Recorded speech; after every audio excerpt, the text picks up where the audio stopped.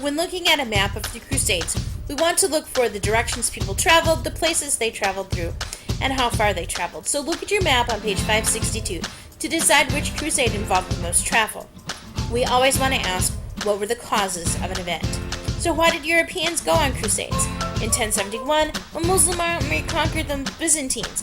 In 1076, Seljuk Turks from Persia, which is Iran, conquered Jerusalem. The Byzantine emperor asked the Pope Urban II for help, and so the leader of the Roman Catholic Church called on nobles and knights in Europe to take back the lands. The organized military campaigns were called Crusades, or Holy Wars. The Pope taught that everyone in the Roman Catholic Church had to defend the Holy Lands and the holy places. So Crusaders sacrificed to take the long, dangerous journey, knowing they might die in battle. By 1099, well-organized armies of nobles and knights captured Jerusalem in a fierce battle.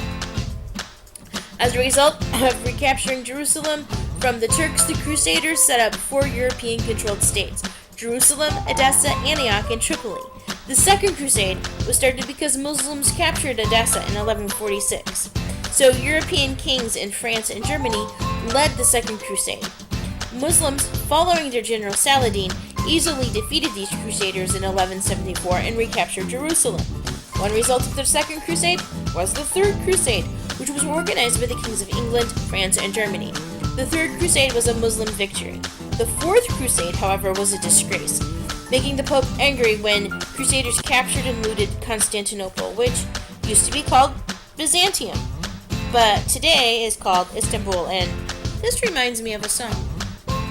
In AD 1212, the Children's Crusade attracted poor people of all ages. Most of these crusaders never got farther than Italy, and many of them were sold as slaves. Europeans didn't really gain anything in the Crusades, and by 1291, Muslims had regained all of the land that the Crusaders had fought over. The Crusades changed Europe. One theme of history and geography is that when people move from place to place, they take goods and ideas with them. Nobles and peasants saw different lands and different people and other ways of living. They brought home spices and silk and citrus fruit.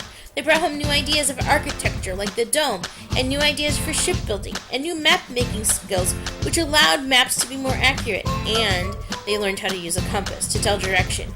One result is that exploration was inspired. Trade with Asia and the Middle East grew. But the Crusades were not all great. Feudalism and nobles were weakened because nobles would sell their land or free their serfs so they could go serve in the Crusades. But kings took more power. People were unhappy with the Catholic Church, and there was bitterness. There still is bitterness between Europeans and Muslims. So check to be sure that you can identify at least one cause of the Crusades, and that you can discuss at least 2 ways that the Crusades changed Europe. Created using Powtoon.